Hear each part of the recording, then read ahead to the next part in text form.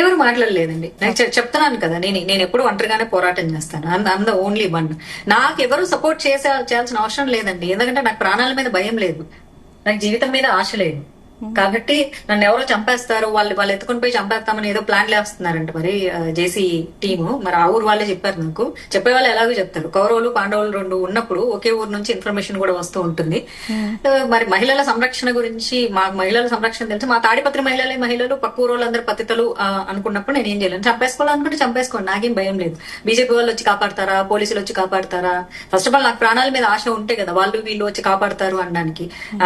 నేను ఒంటరిగానే పోరాటం చేస్తాను. నేను ఇవ్వాలంటే మహిళా కమిషన్ కి నేను ఖచ్చితంగా కంప్లైంట్ అయితే చేస్తాను. అంటే ఏపీలో కూటమి ప్రభుత్వం అధికారంలో ఉండి కూడా ఒక టీడీపీ నాయకుడు మీపై ఇంత అనుచితంగా విమర్శలు చేయడాన్ని ఎలా చూడొచ్చు అంటారు?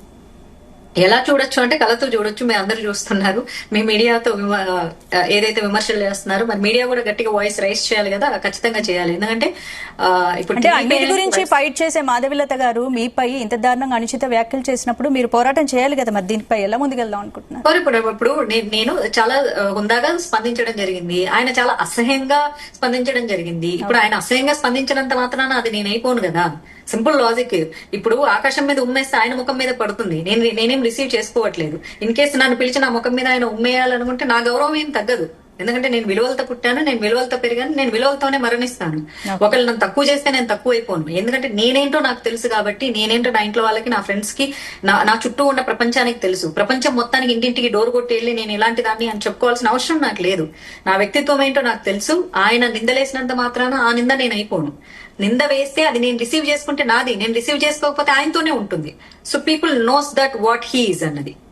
ఈ సమాజంలో మహిళా భద్రత కోసం నేను మహిళా కమిషన్ కు కంప్లైంట్ చేస్తానంటున్నాను కదా. అంతకంటే పెద్దది భారతదేశంలో ఎక్కడన్నా ఉందా అండి మహిళా కమిషన్ కంటే? అంటే ఈ సమాజంలో మహిళా భద్రత కోసం మీరు ఫైట్ చేస్తున్నారు, మహిళా భద్రత కోసం మీరు మాట్లాడినప్పుడు ఇన్ని అవమానాలు ఎదుర్కోవాల్సి వస్తుంది కదా.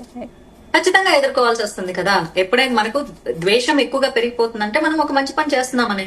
ఇప్పుడు నేను తల దాచుకొని, మొహం దాచుకొని, నా ఐడి దాచుకొని నేను ప్రవర్తించట్లేదు. నా ఇంట్లో బరాబర్ నా ఇంట్లో కూర్చొని మాట్లాడుతున్నా. నేను ఎక్కడికి పోలేదు, నేను ఎక్కడికి పారిపోలేదు, నేను మొహం చాటేయలేదు, నేను భయపడలేదు. మీడియా పిలిస్తే నేను చక్కగా మా ఇంట్లో కూర్చొని మాట్లాడుతున్నాను. నేను ఖచ్చితంగా అంతే హుందాగా కూర్చొని మాట్లాడుతాను. నేను మహిళా కమిషన్ కి కంప్లైంట్ చేయడం జరుగుతుంది. నేను ఆల్రెడీ ఒక ఆర్గనైజేషన్ లో నేను తెలంగాణకి స్పోక్స్ పర్సన్ ఉన్నాను.